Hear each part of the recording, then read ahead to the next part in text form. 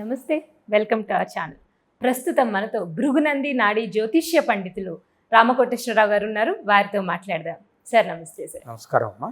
Sir, అయితే మనుషులు అన్నాక చాలా సమస్యలు చూస్తూ ఉంటాం. అందులో ప్రముఖంగా చెప్పుకోవాల్సింది ఆర్థిక సమస్యలు. నిజంగా ఆర్థిక సమస్యలు అంటే వాళ్ళు ఎంత కష్టపడినా ఎందుకో కలిసి రాదు అని చెప్పాలి, లేదా వచ్చిన డబ్బు ఏదో ఒక ఖర్చు రూపంలో బయటకు వెళ్ళిపోతూ ఉంటుంది. సో అటువంటి ఆర్థిక సమస్యలు ఉన్నవాళ్ళు ఎందువల్ల అసలు ఆర్థిక సమస్యలు జాతకంలో ఏ గ్రహం బాగోకపోతే ఆర్థిక సమస్యలు అనేవి వస్తాయి, అదేవిధంగా అటువంటి ఆర్థిక సమస్యలు ఉన్నవాళ్ళు ఎటువంటి పరిహారాలు పాటిస్తే బాగుంటుంది అని చెప్పండి. చాలా మంచి ప్రశ్న అడిగారమ్మా. ప్రతి వాళ్ళకి సంపాదన అవసరం. ధన మూలం ఇటం జగత్తు. ఒక్క రోజు గడవదు. మన దగ్గర డబ్బులు లేకపోతే ఒక్క పూట గడవదు. అందుకోసమే ప్రతి వాళ్ళకి సంపాదన అవసరం. అయితే ఆ సంపాదన రావాలని అంటే మామూలుగా అయితే వాళ్ళకి సరైన విద్య కానీ వృత్తి విద్య కానీ అలాంటివి నేర్చుకొని వాళ్ళ విలువ పెంచుకోవాలి. ఏమీ లేకుండా నేనేమి చదువుకోను, నేనేమి నేర్చుకోను, వృత్తి కానీ అలాంటివి నేర్చుకోను అని అంటే అవి కాదు. మనం మన స్కిల్స్ మనకు వాల్యూ ఎడిషన్ చేసుకోవాలి. మన ఉద్యోగం సంపాదించుకోవాలి, దానికి కానీ బాగా చదువుకోవాలి. అది ఇంపార్టెంట్. అలాగే ఈ చదువు లేని వాళ్ళు కొంతమంది మంచి చక్కటి వృత్తిలో ఉంటారు. కార్పెంటరు, టైలర్స్, అద్భుతంగా స్కిల్స్ ఉన్నవాళ్ళు ఉన్నారు. ఎయిర్ కండిషనింగ్ చేసేవాళ్ళు ఉన్నారు, టెక్నీషియన్స్ ఉన్నారు. ఇలాంటి ఆ స్కిల్స్ రిపేర్లు చేసేవాళ్ళు, మెయింటైన్ చేసేవాళ్ళు, ఇలాంటి వాళ్ళు బిల్డింగ్స్ కట్టే మేసన్స్ ఉన్నారు. అలాంటి వాళ్ళందరూ పనులు చేస్తున్నారు. కానీ ఏ వృత్తి చేసినా కూడా వాళ్ళకి రావాల్సిన సంపాదన రాకపోవడం, ఒకవేళ సంపాదన బాగా ఉన్నా కూడా ఇంకోవైపు కనబడకుండా ఖర్చు అయిపోవడం, అవన్నీ జరుగుతూ ఉంటాయి. ఫస్ట్ ఏం చేయాలంటే స్కిల్ లేని వాళ్ళు ఇప్పుడున్న పరిస్థితులను బట్టి, ఈ కాలాన్ని బట్టి అంటే మారుతూ ఉంటుంది, ట్రెండ్ మారుతూ ఉంటుంది. ఒకప్పుడు బీకాం చదివితే సరిపోతుంది, ఉద్యోగాలు వస్తుంది. ఇప్పుడు కంప్యూటర్స్ కూడా నేర్చుకోవాలి. అలా ఆ కంప్యూటర్స్ నేర్చుకున్న వాళ్ళకి మాత్రమే ఉద్యోగం.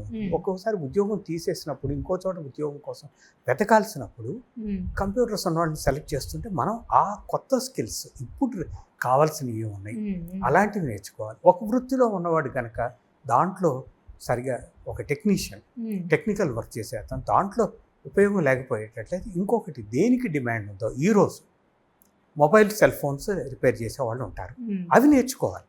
అలా కాకుండా నేను అంతకుముందు టేప్ రికార్డులు రిపేర్ చేసిన టేప్ రికార్డులు ఇప్పుడు లేవు, వీసీఆర్లు లేవు.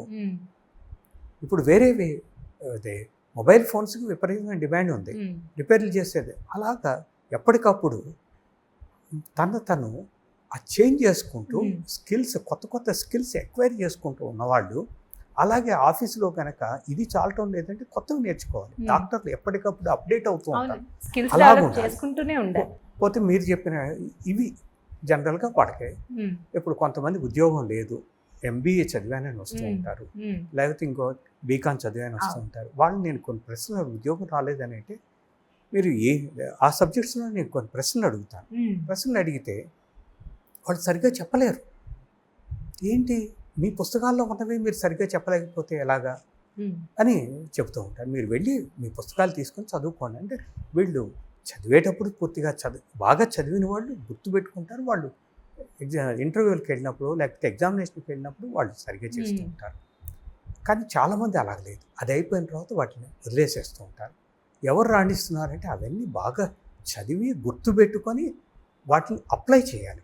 అదేమో నాలెడ్జ్ని ప్రాక్టికల్గా ఉపయోగించుకోవడం. ఇంటర్వ్యూలకు వెళ్ళినప్పుడు లేకపోతే జాబ్ చేస్తున్నప్పుడు వాళ్ళు మాత్రం పైకి వస్తూ ఉంటారు. పోతే ఇక్కడ జాతక పరంగా ఏమిటి అనేది మనం చూసినప్పుడు 2 గ్రహాలు ముఖ్యంగా మనకి దేవతల్లోనేమో లక్ష్మీదేవి సంపాదనని ధనాన్ని ఇచ్చేది లక్ష్మీదేవి. అందుకని లక్ష్మీదేవిని ప్రార్థిస్తూ ఉండాలి. అయితే లక్ష్మీదేవి మహాపతివ్రత, ఆవిడ డైరెక్ట్గా ఆవిడ దగ్గరికి వెళ్ళకూడదు. ముందు లక్ష్మీకాంతుడైనటువంటి విష్ణుమూర్తిని ప్రార్థించాలి, ఆ తర్వాత లక్ష్మీదేవిని ప్రార్థించాలి. ఇది గుర్తుపెట్టుకోండి. అదే లక్ష్మీదేవిని ప్రార్థించమని చెప్పకూడదు ఎప్పుడు. ముందు లక్ష్మీకాంతుడైనటువంటి విష్ణుమూర్తిని ప్రార్థించాలి. విష్ణు స్తుతి లేదు, అది ఇది కాదంటే ఓం నమో నారాయణ, ఓం నమో భగవతే వాసుదేవ. విష్ణు స్తుతి పవర్ఫుల్గా ఉంటుంది. నేను అందరినీ విష్ణు సహస్రనామం చదవమని నేను చెప్పను, ఎందుకంటే అది చాలా లెంగ్తీగా ఉంటుంది. కేవలం విష్ణు స్తుతి సరిపోతుంది. ఇకపోతే లక్ష్మీదేవిని ప్రార్థించి, ఇక ఆవిడని ప్రార్థిస్తే సకల సంపదలు ఆవిడ దగ్గర ఉంటాయి కాబట్టి ఆవిడ ఇస్తుంది. ఇక గ్రహాల్లోకి వచ్చేసేటప్పుడు శుక్రుడు సంపద, సంపాదన, ధనాన్ని ఇచ్చేది శుక్రగ్రహం. ఆ శుక్రగ్రహం ఎలాగున్నాడు అనేది జాతకంలో చూడాలి. జాతకంలో చూసి శుక్రుడికి పరమశత్రువు ఎవరంటే చంద్రుడు. చంద్రుడు ఉండేటట్లయితే చంద్రుడు ఆర్థిక నష్టాలు కలుగు చేస్తాడు. చంద్రుడు చల్లటి దేవుడు అని అనుకుంటారు, కానీ నిజానికి చంద్రుడు చేసే డ్యామేజ్ సామాన్యమైన డ్యామేజ్ కాదు, చాలా డ్యామేజ్ ఉంటుంది. అందుకని చంద్రుడిని ఎప్పుడు ప్రార్థిస్తూ ఉండాలి. మామూలుగా చంద్రుడు అంటే మనశ్శాంతి లోపిస్తుంది అంటారు, కానీ ఆర్థిక నష్టాలు కలుగు చేస్తాడు చంద్రుడు. అందుకోసం చంద్రుడిని చూడాలి. శుక్రుడిని దెబ్బతీస్తూ చంద్రుడు ఉండేటట్టయితే, శుక్రుడి ఇంట్లో చంద్రుడు ఉన్నా, చంద్రుడి ఇంట్లో శుక్రుడు ఉన్నా, లేకపోతే ముందు శుక్రుడు ఉండి తర్వాత చంద్రుడు కనుక ఉండేటట్లయితే డ్యామేజ్ చేస్తాడు. ఏ విధంగా డ్యామేజ్ చేస్తాడు? వీళ్ళ క్వాలిఫికేషన్కి, వీళ్ళ వర్త్కి, వీళ్ళ ఎఫర్ట్కి, అంటే అర్హత, సమర్థత, కష్టానికి తగ్గ ఫలితాన్ని రాకుండా చేస్తాడు. అది. ఇక రెండోది ఏంటంటే, వీళ్ళకి సడన్ అన్ఎక్స్పెక్టెడ్ హెవీ ఎక్స్పెన్సెస్ వస్తాయి. ఊహించండి, ఇప్పుడు మన వెహికల్ ఉన్నది, మన vehicle normal wear and tear, periodical maintenance, అవన్నీ నార్మల్ ఎక్స్పెన్సెస్. అలా కాకుండా ఒక సడన్గా ఒక ఎలక్ట్రానిక్ ఐటెం పాడైపోయింది, మనం ఊహించిన విధంగా, దానికి ఒక 10,000 రూపాయలు ఖర్చు పెట్టాలి, మన మోటార్ సైకిల్కో స్కూటర్కో, అది ఆర్థిక నష్టం. సడన్ అన్ఎక్స్పెక్టెడ్ హెవీ ఎక్స్పెన్సెస్ ఆర్థిక నష్టం.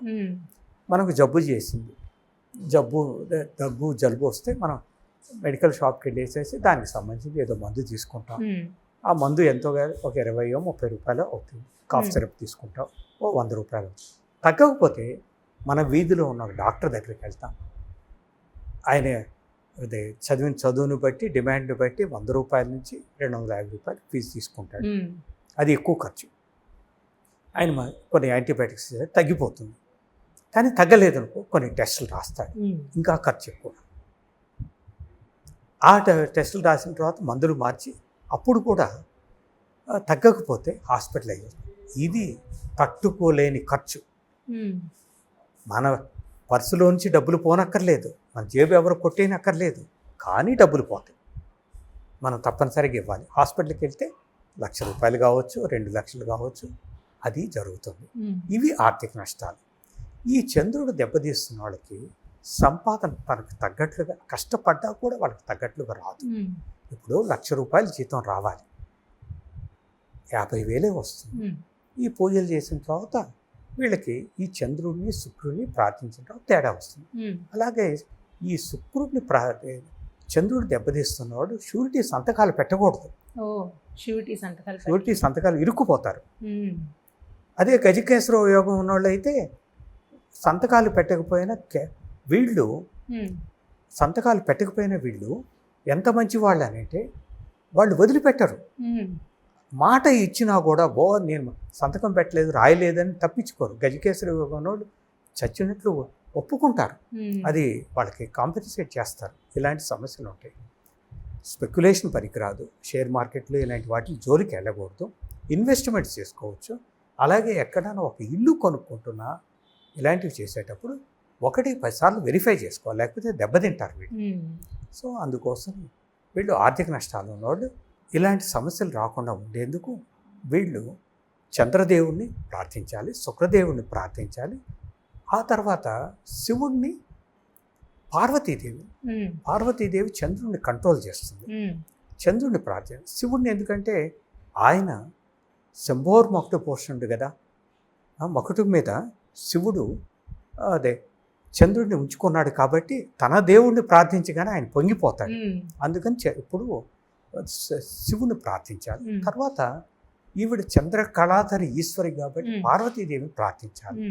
ఆ తర్వాత విష్ణుమూర్తిని, లక్ష్మీదేవిని ప్రార్థించాలి. ప్రార్థించితే అప్పుడు విష్ణుమూర్తిని లక్ష్మీదేవిని ప్రార్థించగానే ఆ సమస్య తొలగిపోతుంది. ఇది ఈ పూజలు చేస్తూ ఉంటే వాళ్ళకి. ఇది కాకుండా మీకు ఎవ్వరికీ తెలియని శనిదేవుడు